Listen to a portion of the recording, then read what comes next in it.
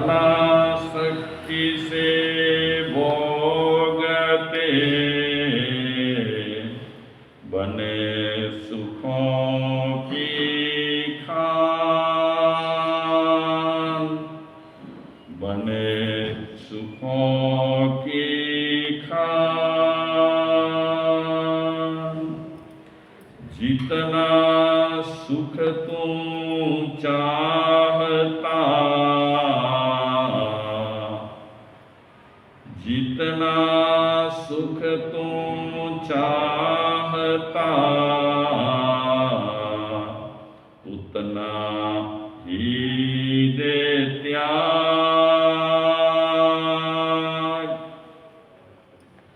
उतना ही दे त्याग।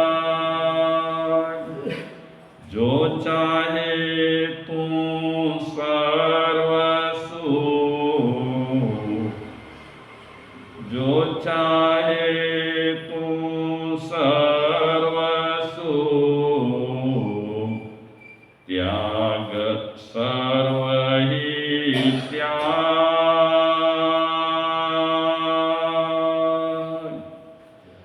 त्याग सर्व ही त्याग।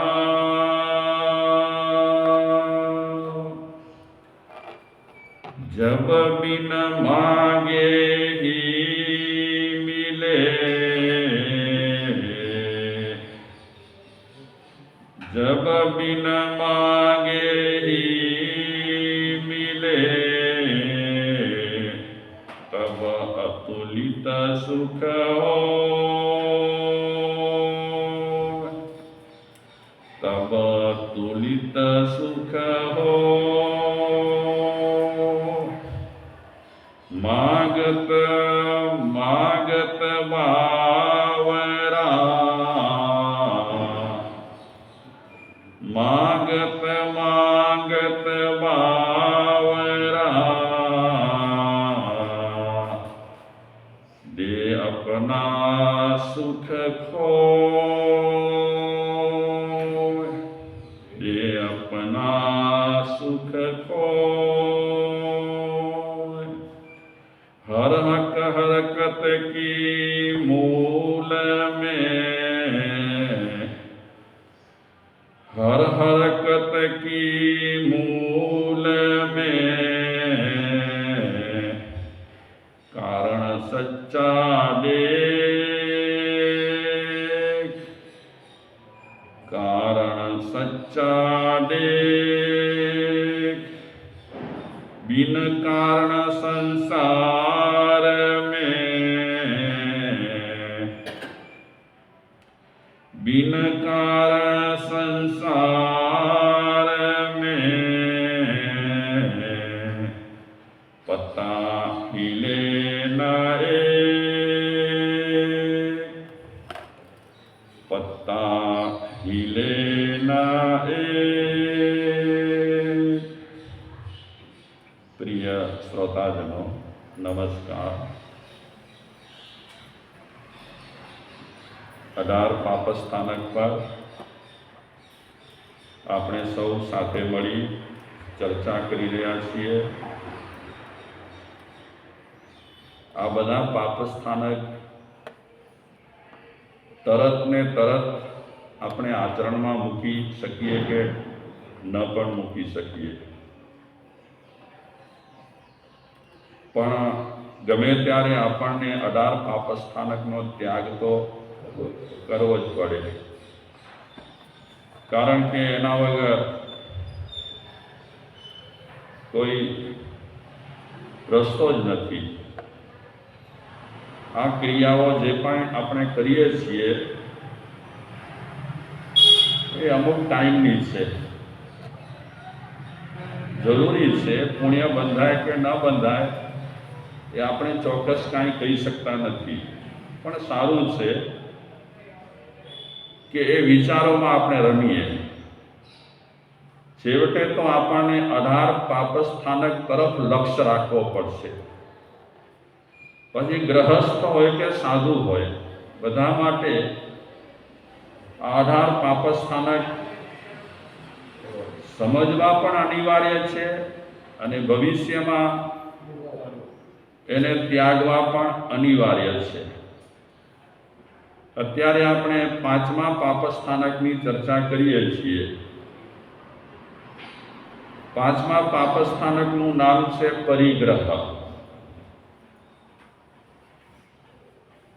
આદ્ય શંકરાચાર્ય ચરપટ પંજરિકામાં કહે છે,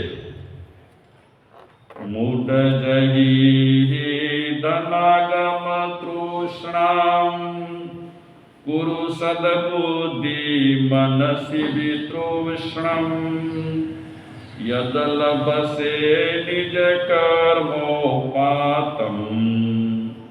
વિતમ તેન વિનોદય ચિત્તમ ભજ ભગવંતમ ભજ ભગવંતમ ભજ ભગવંતમ મૂઢમતે. આ શ્લોકમાં કહે છે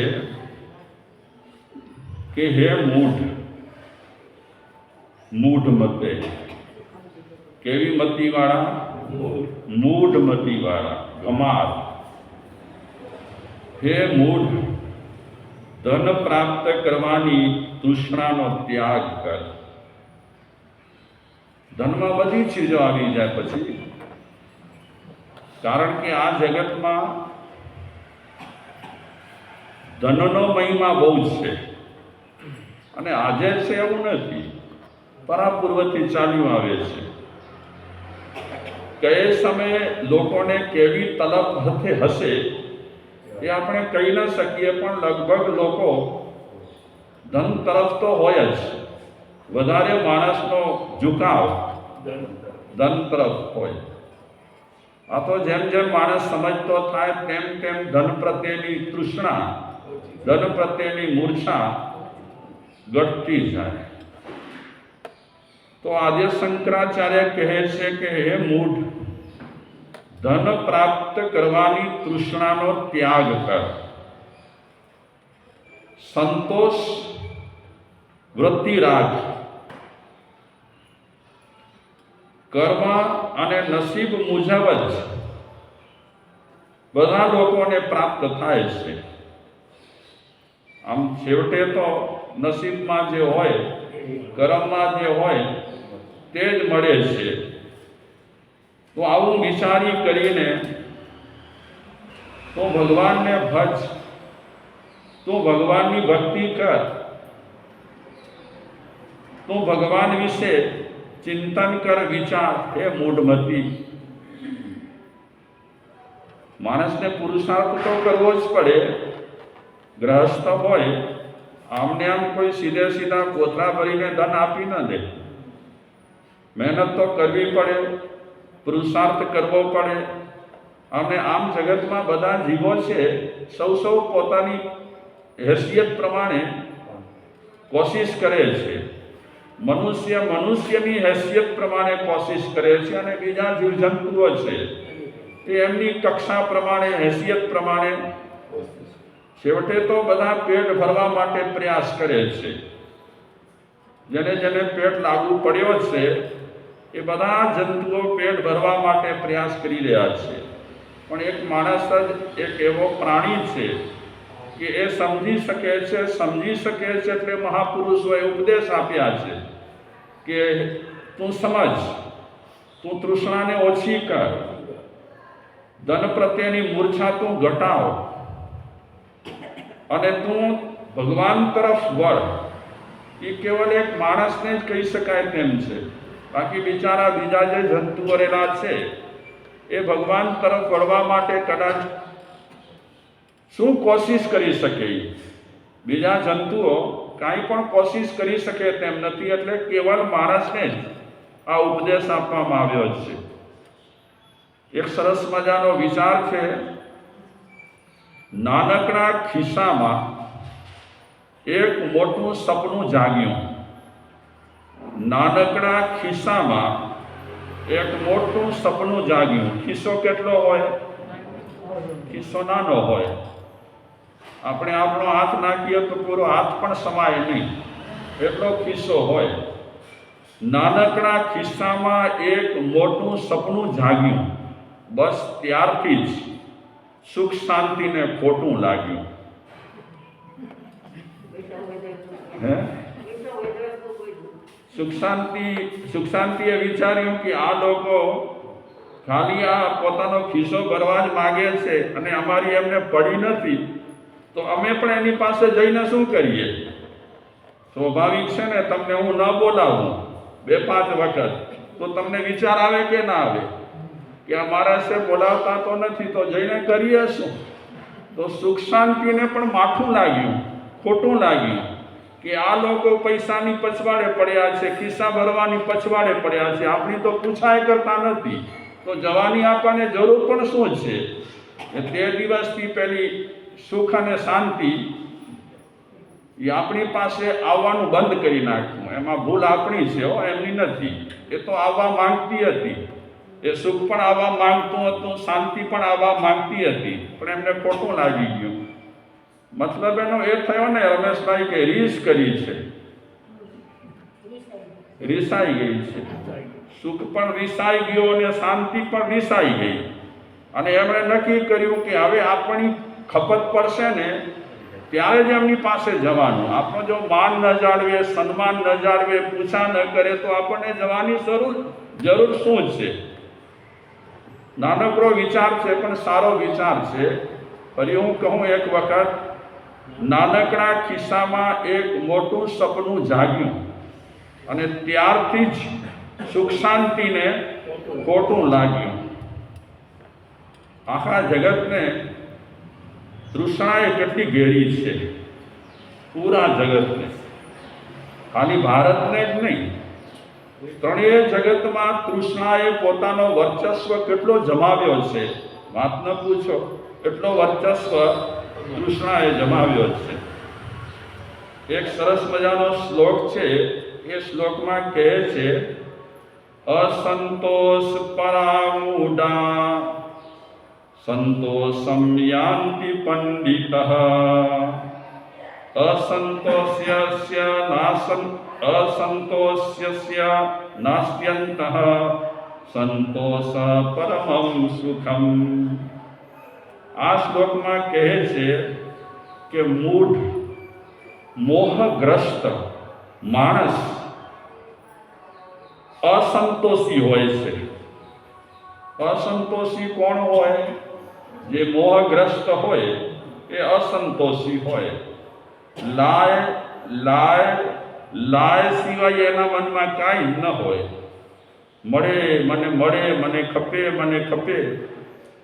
આટલો અસંતોષ કોણ રાખે?